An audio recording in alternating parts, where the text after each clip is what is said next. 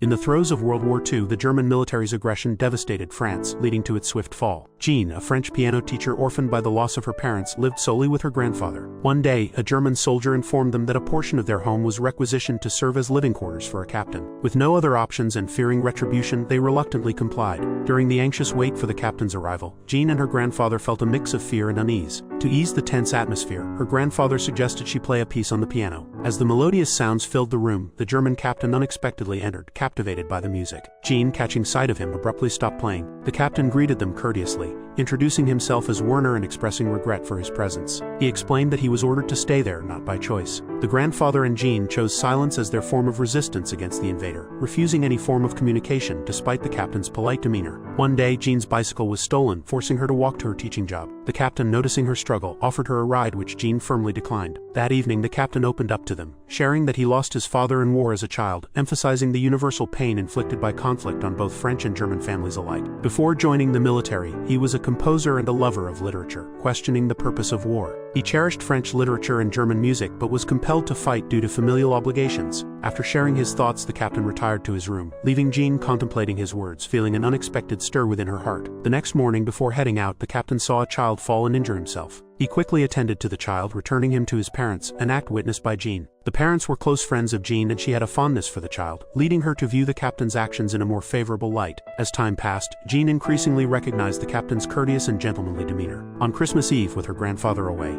Jean was home alone when the captain played the piano piece from their first encounter, revealing it as his favorite. The beautiful melody not only delighted Jean but also unknowingly touched her heart. Gradually, Jean found herself moved by the captain's kindness, her heart beginning to flutter with feelings she knew were forbidden. Her love interest was, after all, an officer from the enemy nation. Despite the deep-seated hatred between their countries, Jean found herself irresistibly drawn to the captain's gentleness, unable to resist the emotional tide sweeping over her. Jean began to dress more carefully and adjust her daily routines, all to catch an extra glimpse of the captain before going to sleep. After he left, she would sneak into his room, frantically inhale the scent of his scarf, and lie on his bed to feel his presence, eventually falling asleep there unknowingly. Awakened by the sound of cars outside in the darkness, Jean hurried out of the room. The captain, returning to find the crumpled sheets and an envelope on the floor, was stunned for a long while. He too had fallen for Jean the moment he laid eyes on her, captivated by her grace and purity. However, as a German officer, he was forced to bury his feelings deep within his heart. One night, Jean stumbled upon members of the French resistance planting explosives under the captain's car. Panic-stricken, she contemplated warning him but hesitated at his door, torn over what to do. She remained indecisive until dawn. As the captain was getting ready to leave in his uniform, Jean, in a state of desperation, thought of the piano. As box music once again filled the living room, the captain, heading to his car, paused and turned around. The piano's mournful sound delayed his departure. Suddenly, a violent explosion sounded outside, instantly killing 2 German officers and a driver. The color drained from the captain's face, leaving only a look of shock and unease. Realizing that but for Jean's piano playing, he too might have been lying dead,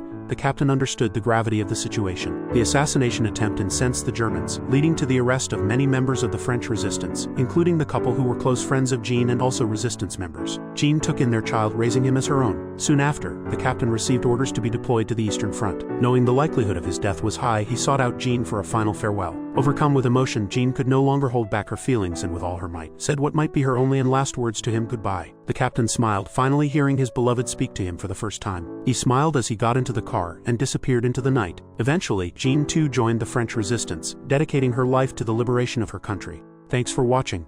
Make sure you subscribe and turn on notifications so you can watch more videos like this.